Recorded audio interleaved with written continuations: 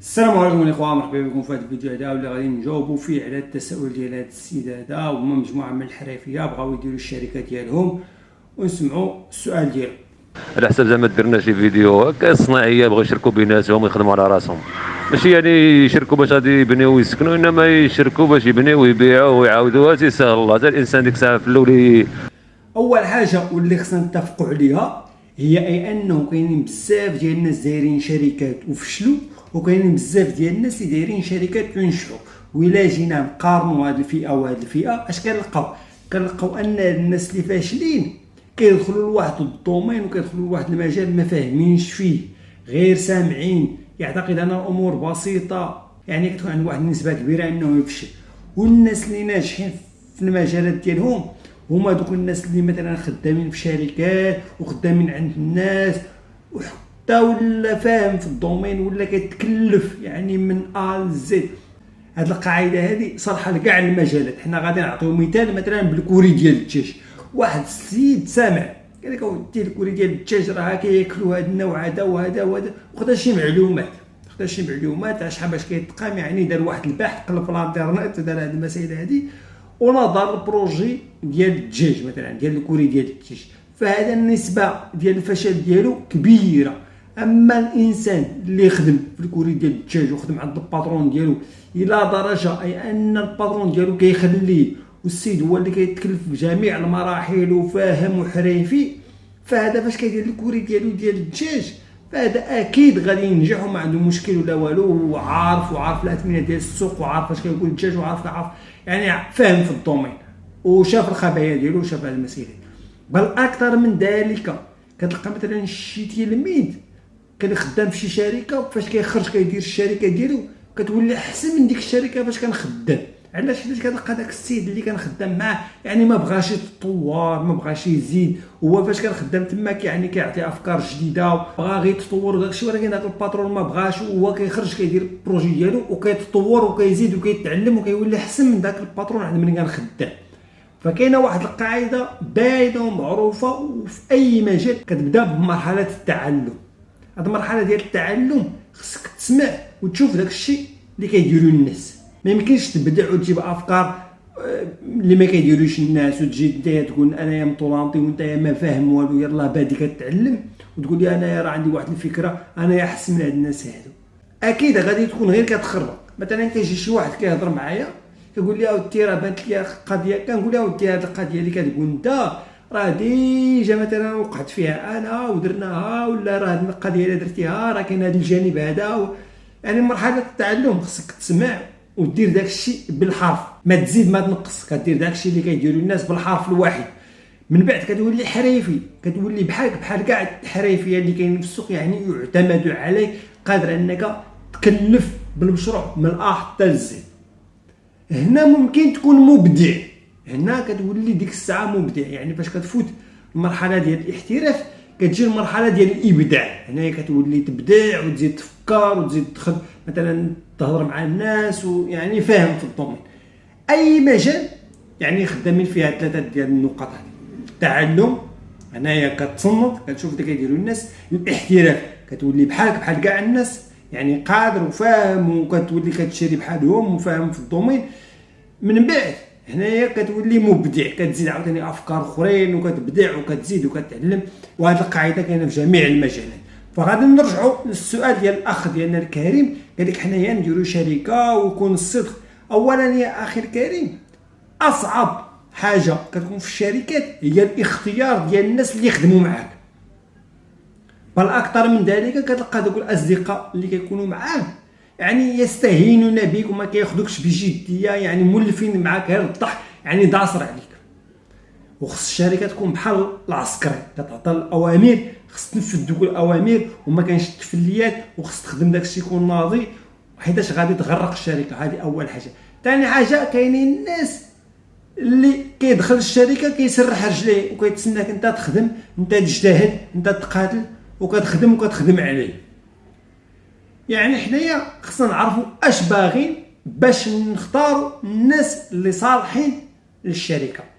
يعني حنا اش بغينا واحد الشركه اللي تخدم علينا، واحد الشركه اللي تساعدنا، واحد الشركه اللي قادره انها تكبر وتحقق نجاح كبير.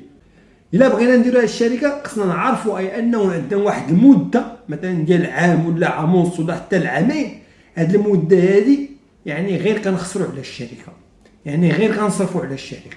وهذه المده هذه بحال الفلتر، يعني كانت ساهله، اي واحد جا مثلا دار الشركه ديالو وخدمته وطلونسات راه كلشي الناس غادي يديروها. ولكن فاش كتكون هذه المده يعني نتايا فين ما تلقى شي درهم كتخسرها على الشركه ديالك وتقاتل وكتصبر عليها حتى تكبر باش ترجع يعني داك الربح، هذه المده هذه هي اللي كتخلي الشداد يبقاو في السوق.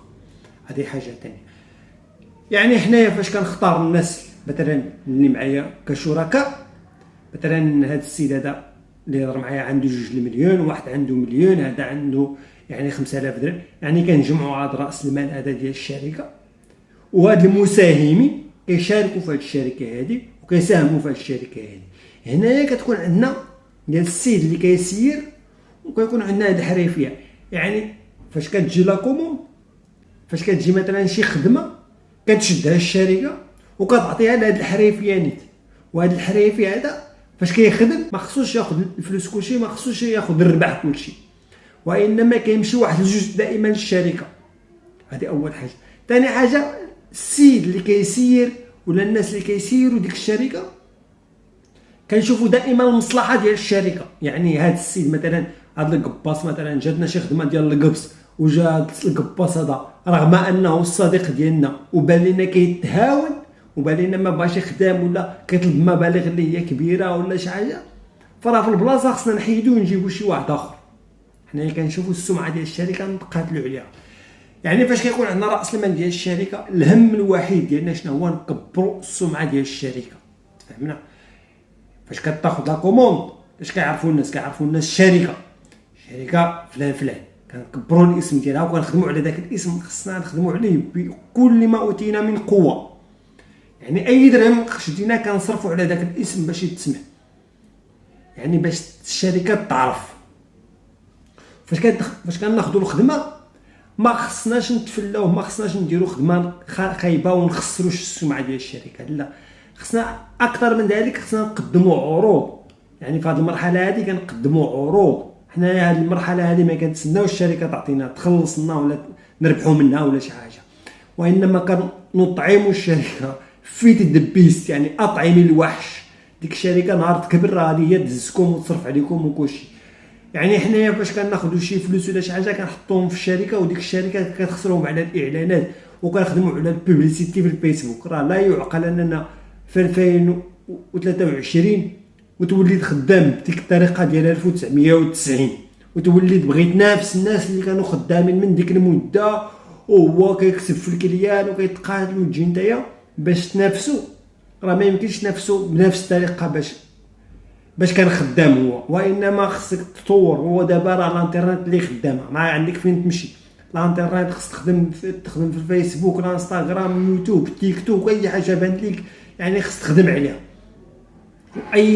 اي كوموند شديتي مثلا، اي خدمه شديتيها فينيها قاده مزيان لا ترحل. خص الخدمه تكون ناضيه ودير ثمن زوين، يعني العروض تخدم على العروض. دابا حنايا ما بغيناش الربح، حنايا خدامين على الاسم ديال الشركه. كيجي مثلا هذا السيد هذا عاد كنعطيك، وحنايا اللي شركاء مآمنين ان هذه الشركه هذه خصنا نطلعوها، مآمنين بهذه الفكره هذه، اي ان هذه الشركه خصنا نطلعوها ونزيدوا لها القيمه ديالها وتعرف في السوق. يعني الناس دابا انا مثلا باغي نفيني الدار ديالي كنقول الشركه الفلانيه تهنيني، انا عارف ان ديك الشركه ما غاديش يتفلاو، الخدمه ديالهم نقيه وداكشي ديالهم مناطي، ما كانش باقي مشاكل لا نتصدع مع راسي مع الصداع ولا تخربق. انا داكشي ما مساليش لي، انا باغي خدمه نقيه بثمن مناسب. فين نلقى هادشي؟ نلقى عند الشركه الفلانيه. هذا هو الهدف ديال الشركه، خص تقاتل على النيفو هذا.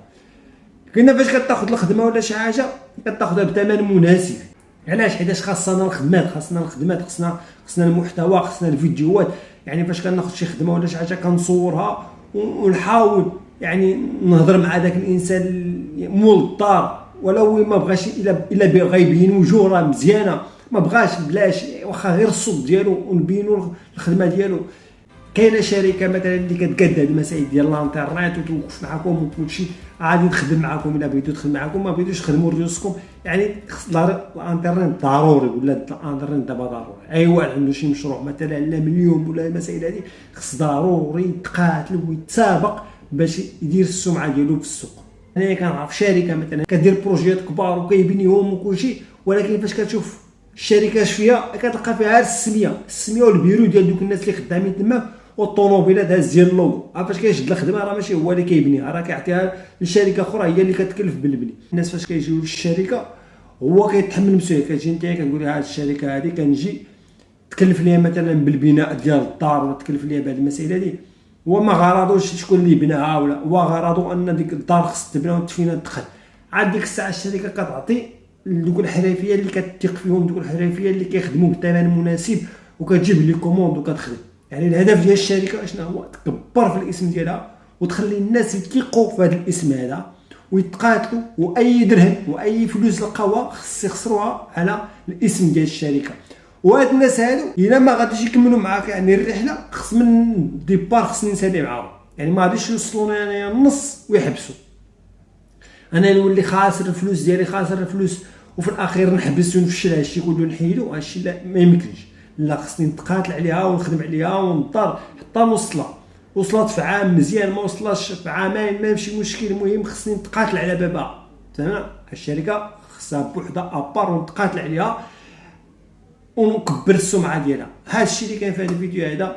يعني الشركه بوحدها يعني عندها راس المال ديالها، يعني الهدف ديالها اي انها تخلق واحد السمعه، اي ان هذه الشركه قادره اي انها تبني وتفيني وتقاد هذه المسائل هذه، وعندها واحد السمعه طيبه في السوق.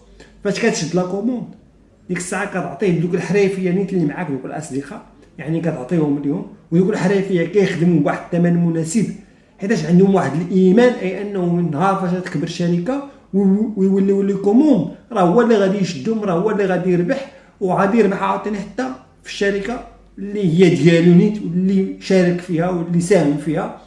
وهذا ما كان في هذا الفيديو هذا، والتحيه لكم.